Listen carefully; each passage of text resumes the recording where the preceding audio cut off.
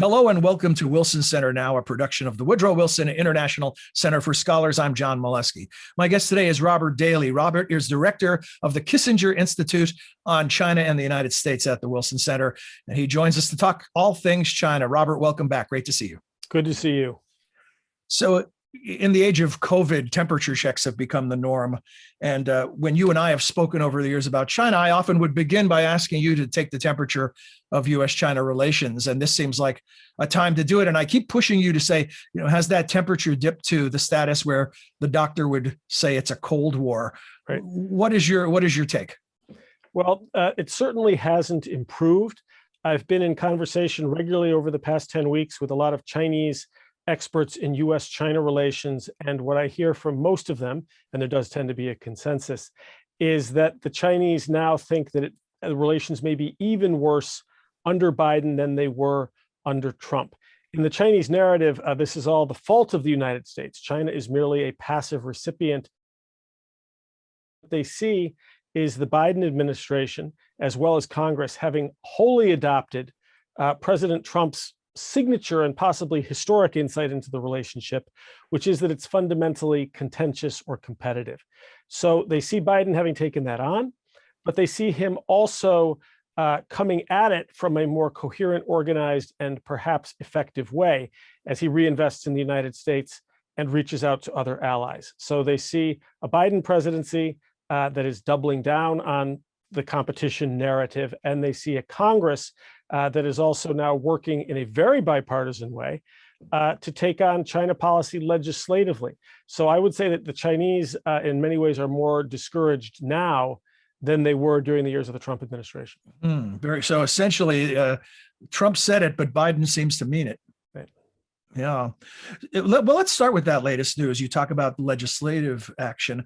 On the day when we're recording, just a day ago or 2 days ago, the Senate passed this massive spending bill, $250 billion, that in the title, or the two titles that were in play, China's not mentioned, but coverage around the world, as I looked at headlines around the world, frame this as a China Competition Act.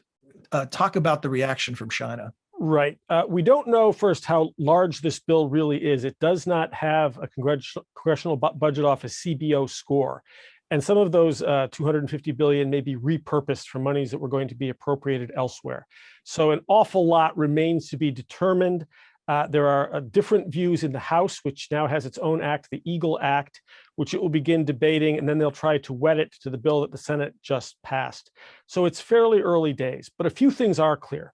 And one of them is that there is a bipartisan consensus that the United States must reinvest in order to not lose a competition to China, which is both industrial and technological, probably primarily technological. So Democrats and Republicans have come together on this. So that's one takeaway, is that there really is a bipartisan consensus, one of the few that we have.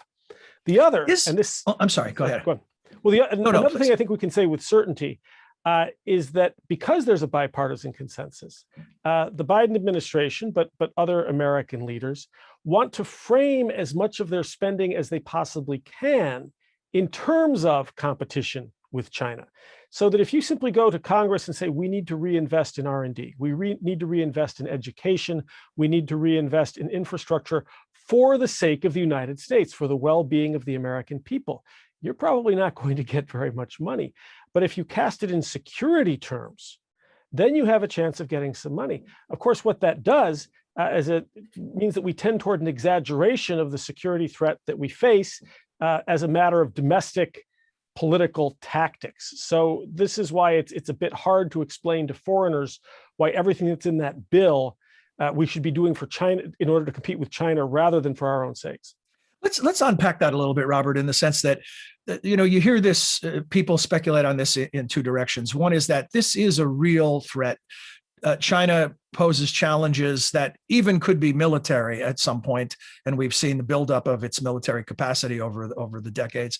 But then others say what you're saying is that, the U.S. likes to have a rallying point or even an enemy or an adversary with which to focus around. How do you separate those two to really gauge the challenge that China poses and even the potential threat versus what's just gamesmanship or a way to organize thinking? It's very difficult. And when I say that the Biden administration and members of Congress are using the consensus to get things they want otherwise, I don't mean to imply that they're wholly cynical or that we don't face a real challenge or threat. We certainly do. I agree that our greatest long-term geostrategic challenge is indeed China, because of the way that China construes its power as it becomes more wealthy. But I think that we need to start by understanding China. What are its intentions? What are its capabilities? What are its constraints? And this is the work that we're not always doing. Or when we do it, we see a tendency in both parties to speak about China's intentions in terms of China's ideal desired outcome. Would China like deference worldwide? Of course it would. Would it like to dominate its region? Of course it would. Does that pose a threat to our core interests? It does. However, the question in international affairs is not what is each side's ideal set of circumstances or outcomes. It's what will each side settle for in light of their constraints, in light of international conditions. And establishing that is the work of diplomacy, it's the work of scholarship, it's the work of very careful analysis. But a lot of the language in which this latest act, the Strategic Competition Act of 2021, is cloaked, deals with China as something close to a determined existential threat based on our destruction. It is true that it's a challenge. It is true that we need to rise to meet it by improving our own competitiveness, improving our own institutions, making investments, and working more closely with allies. But I'm worried that this tactical use of a threat to get these allocations will raise our sense of risk higher than the current conditions would actually justify. And there's another danger. Sorry. No, please go ahead. Well, and there's one other danger that I think we have to consider, and that is the growth over the past year in anti-Asian American racism throughout the United States. Over the past year, I think the primary spur to that racism has been COVID and characterizations of COVID in the public sphere, calling it the China flu, calling it the Kung flu, accusations that China did this deliberately and they have to pay a price. That's been the primary spur to this anti-Asian American racism. Going forward, if indeed we're coming out of COVID or adjusting to COVID such that we calm down a little bit, I think the greatest spur to these racist acts is not going to be the pandemic, but it's simply going to be the increasingly negative development in U.S. China relations and this bad China narrative. So how do we handle that? We can't not talk about the real challenge from China because it results in these horrible attacks. On the other hand, if we speak about existential threats or a communist party that is just determined to destroy America, it may get a little more money for some of these allocations, but it also means that elderly Chinese women on the streets of San Francisco and New York end up getting cold clocked in broad daylight, right? So how do we balance that? You know, there's so much to talk about here, and I want to put on the shelf for a second COVID and come back to that. But that analysis you just provided, very interesting about how much are a country's most optimal outcome and what it aspires to or dreams of versus what it will settle for. Right. And I was thinking, as you were saying that the other side of that coin is, or how far will it go to attempt to achieve its most optimal outcome? And that's maybe where the alarmist notions come in or the threat assessment comes in, because how far will a country push the circumstances available to it? What can you tell us about China's approach in that regard? We saw a couple of weeks ago, President Xi made that speech where he talked about wanting to present a more lovable image to the world, which seemed to be some sense of self in that people were reacting negatively to some of China's harsher rhetoric. But then in reaction to the bill just passed by the Senate, we saw some pretty harsh rhetoric from the Chinese Foreign Ministry. So where are they on this? Right. I think you're right that someone has impressed upon Xi Jinping the reputational price China is paying worldwide for its rhetoric, for its wolf warrior approach to diplomacy, and also for the characterization of a lot of China's policies and a lot of China's behaviors. So Xi Jinping said he would like Chinese propagandists, media, cultural figures to find a way to present China to the rest of the world that would calm people down, convince them that it's all okay. He did not say China is willing to reconsider any of its goals or any of its actions. And most of the negative views of China that are now fairly pervasive around the world aren't because of wolf warrior diplomacy. They're because of things that China has in fact done in Hong Kong, in the Taiwan Strait, in the South China Sea, and absolutely in Xinjiang on the Indian border. So Xi Jinping is thinking about reputation. That's good news, but he doesn't seem to be changing any of his ideas. Now, what are those ideas in terms of US? How far are they willing to go? China is mostly about, the Communist Party is mostly about delivering increased standards of living and status to the Chinese people in order to maintain the Communist Party's monopoly on power. That is, they need for continued development, they need energy that's imported, they need food, they need natural resources, they need access to foreign markets, they absolutely need global connectivity, and they believe also that they need to have a very strong military and that they need to be able to coerce other countries. But you'll notice that those things that China needs for its continued development, upon which the Communist Party depends, all involve international integration. And that is one of the many constraints on China. That is one of the things that keeps it from going as far as it would like to. And then there's a whole slew of domestic fragility, different fragile points in China that also limit it. And so we need to analyze those, understand the degree to which China depends on integration, and therefore the degree to which we have leverage. China is a highly self-regarding nation. It thinks that its time has come, but it's not looking for Lebensraum. This is not the Third Reich. This is not the Soviet Union. It has a vision of deference in which it wants to get these things it believes it needs, again, energy, food, natural resources, access to markets. And it wants those internationally without objection and without obstacle, which is where a lot of its more brutal tactics come from. But it really isn't trying to rule the world. I don't think it's concerned enough with the rest of the world outside of China to want to rule it. So let's look at the other side of the equation, the United States.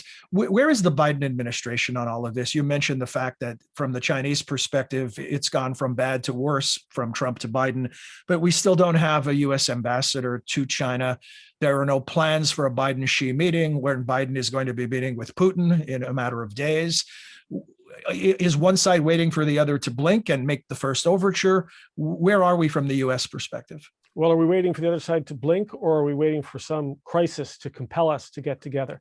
I think the Biden administration is still in the gearing up phase of its China policy. It has not completed a lot of the internal policy reviews at state, at the Department of Defense that it needs to form its lasting China policy. As you said, it hasn't yet named the ambassador to China, although we think we know who that's going to be. There have been no formal moves there. So I'd say that we're still in the gearing up phase and that is taking a little longer than we thought. But a very important piece of that has been outreach to allies and partners and other countries. And on this very important front, the Biden administration has been very busy from day one, and I think deserves extremely high marks for its outreach, not only to close allies, but to the rest of the world. And this was one of the big holes in the Trump-China policy. President Trump declared China our #1 priority, but he didn't prioritize it. He went after friends and allies, even as he went after China. It made it hard for them to work with us.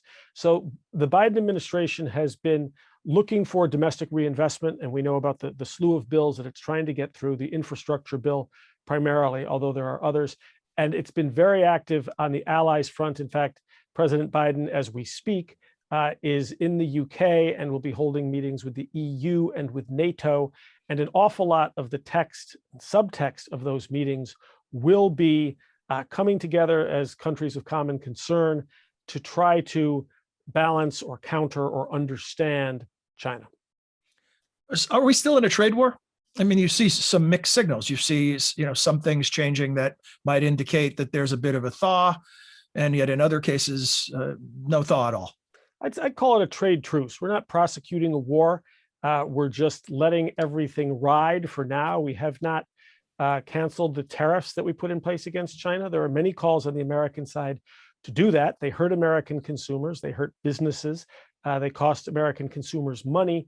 But I think that there's a belief now that those tariffs, even if they were ill-advised economically, did give us some leverage. And so you sense a hesitancy to give those up without getting something in return. Now, you can imagine why, from China's point of view, that's not a great position or great ask for us to make. If the tariffs are hurting us, we should stop them in our own interest. So I don't think we've figured out how to solve that puzzle yet, so we're letting them ride. But at this point, it's the trade status quo, not a trade war. And I don't think that the tariffs being in place is really preventing dialogue, cooperation, or interaction with China on any other front. I promised we'd return to COVID-19, and I think it's fair to say that for a while now, China has been very eager to move on from questions about where it came from and how it spread, and move more to how people are dealing with it and how countries are reacting. Yet the Biden administration has announced that the president wants an intelligence report, once again looking at the possibility that it leaked from a Chinese laboratory.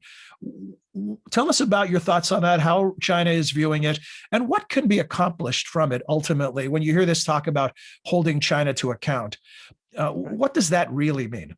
Well, the president has given American intelligence agencies 90 days to report back on everything that they can know and think about the origins of COVID. And the White House said that there's about a third of the intelligence communities feel that it was most likely a lab leak from the Wuhan Institute of Virology.